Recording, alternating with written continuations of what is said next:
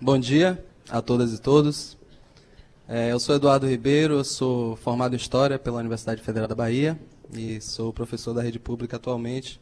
Faço parte da Frente Estadual de Drogas e Direitos Humanos. Eu queria primeiro agradecer o convite, agradecer a Fernandes por poder participar e contribuir com esse encontro. Dei algumas contribuições aí ao longo do percurso. Cumprimentar a mesa aqui, já tem companheiros de outras horas, Vera e Terezinha eu conheci agora, mas Luiz, Júlio, Wagner. Bom, eu vou falar aqui enquanto militante do movimento social, apesar de ser também da academia. Eu queria localizar essa fala para dizer também de onde eu estou partindo.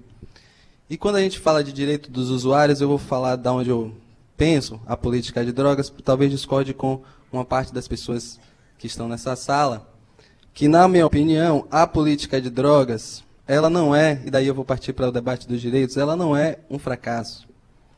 E aí, depois de uma fala dessa, como assim? Não é um fracasso, nós temos um proibicionista entre nós, o cara está ali em cima falando num congresso desse.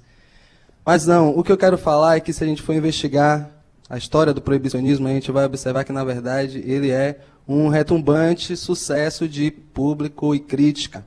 Porque, afinal de contas, desde que o proibicionismo surgiu, moderno, o seu papel jamais foi, de fato, proteger a saúde da população, não foi compartilhar informações seguras a respeito do uso de drogas, mas foi sempre consolar populações marginalizadas. E aí a gente vai ver que o início do proibicionismo nos Estados Unidos era muito vinculado aos discursos com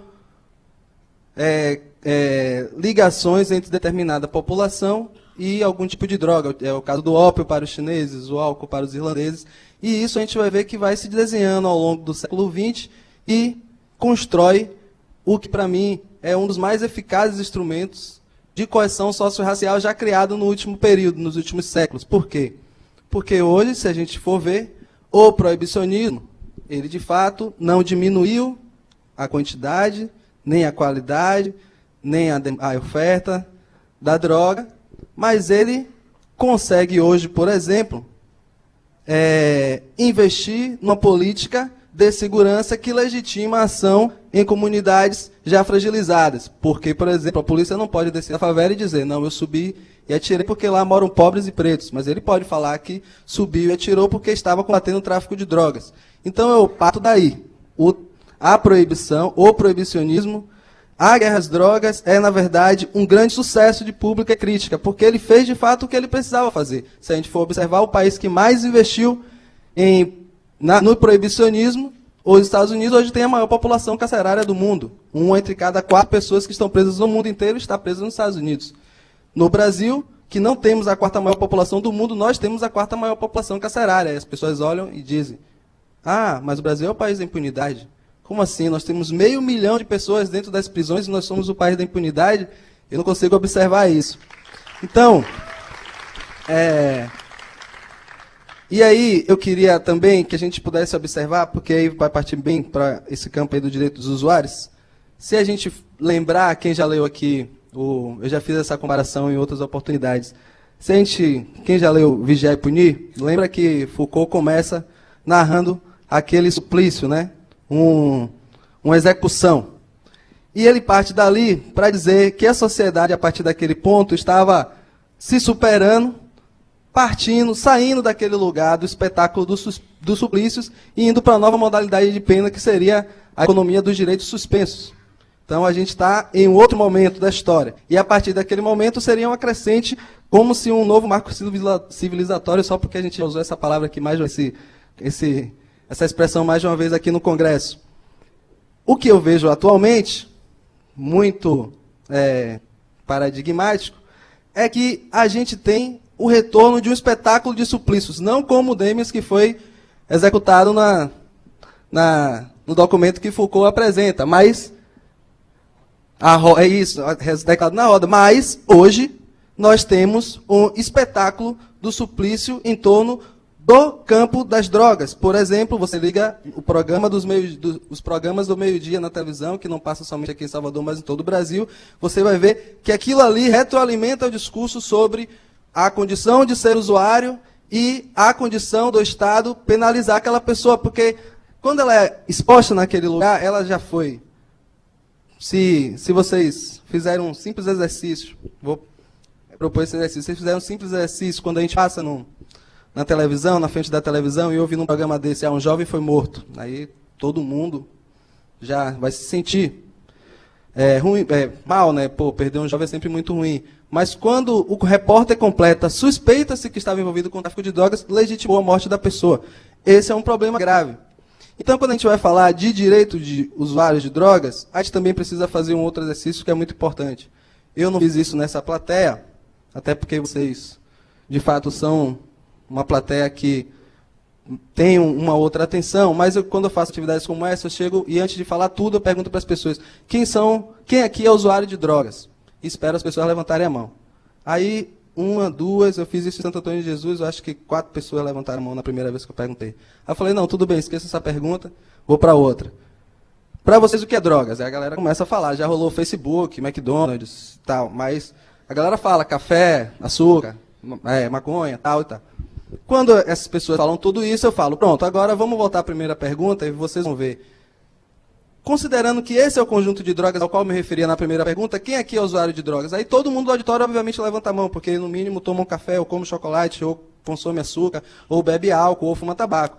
Porque esse é o fundamental no debate sobre o direito dos usuários. Primeiro, a gente parar de dizer que o usuário é outra pessoa, como se nós não fôssemos usuários.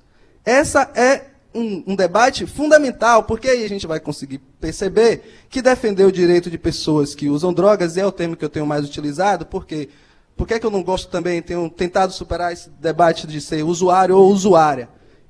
E tenho mudado para dizer pessoa que faz uso. Porque usuário, a palavra usuário, parece que você encerrou a pessoa na relação dela com as drogas. Ela é um usuário ou uma usuária. É tudo o que ela é. Quando você fala pessoa que faz uso, antes do uso vem a pessoa. Então, na verdade, você está lidando com uma pessoa que tem várias outras singularidades e uma coisa é o uso. Então, a gente precisa fazer isso. Eu não sou da saúde mental, mas muitas das pessoas da saúde mental que estão aqui presentes puderam observar que era fundamental para o acolhimento de pessoas que têm transtorno mental a gente desidentificar a pessoa com a doença. Tipo assim, ela não é aquilo tudo. Não é uma coisa, um corpo pronto. Ela tem as suas singularidades. No caso das drogas, é fundamental que a gente faça isso, que a gente observe que essa pessoa, ela faz uso de drogas, mas ela tem um outro conjunto de demandas e singularidades. Aí eu vou partir, porque já me apresentaram ali a cartinha do... Eu tenho que acabar. Então, para concluir, eu queria falar muito brevemente sobre a nossa atual situação da política de drogas, como eu observo. Hoje nós temos um campo muito forte, que eu não gosto muito de chamar o lobby evangélico, apesar de ter muitas pessoas ligadas, isso jamais será nenhuma questão contra qualquer religião, mas como eu vejo muito no debate de drogas, pessoas falarem de uma forma até um pouco raivosa, eu não compro esse debate. Porque existe, de fato, esse lobby das comunidades evangélicas, mas não sejam ingênuas e ingênuos, por favor. Existe um lobby tão grande quanto ou muito maior, que é o lobby laico do poder econômico, que é que move isso. Então, hoje a gente tem um projeto de lei de Osmar Terra. Claro, tem muitas pessoas ligadas à religião evangélica que estão topando ele. Mas existem um outro conjunto de interesses completamente fora dessa esfera que também estão garantindo com que essa pauta esteja hoje lá no Congresso e que faz com que nós estejamos hoje, eu acredito, na defensiva. Nós militantes e militantes aqui, que nós temos tantos, ficamos na defensiva por causa, de fato, dessa condição nova da política sobre drogas.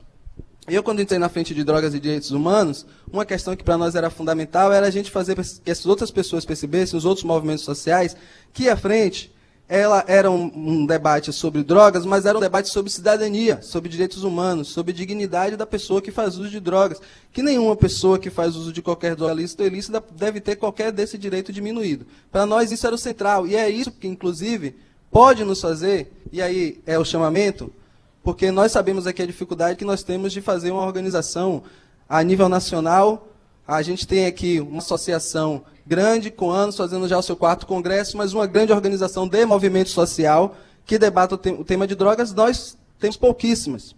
Nós sabemos dessa dificuldade, nós sabemos da dificuldade de dialogar com os outros movimentos sociais que não estão debatendo drogas, por que é importante debater. Então, para concluir, de verdade, desde a nossa última lei de drogas, o que é que nós fizemos desde a nossa última lei de drogas? Que as pessoas ficavam, será que agora descriminalizou, não descriminalizou? Será que agora o usuário não é... Tipo, o resultado dela foi que, nos últimos 7 anos, a população carcerária cresceu mais de 100%.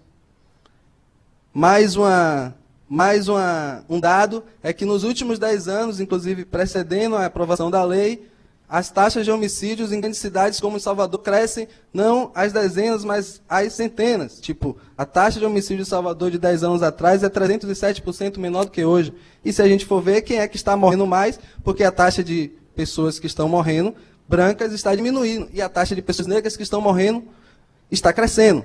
Essa é uma questão que não é apenas das pessoas que fazem debate sobre drogas. Essa é uma questão central para qualquer Estado democrático de direito.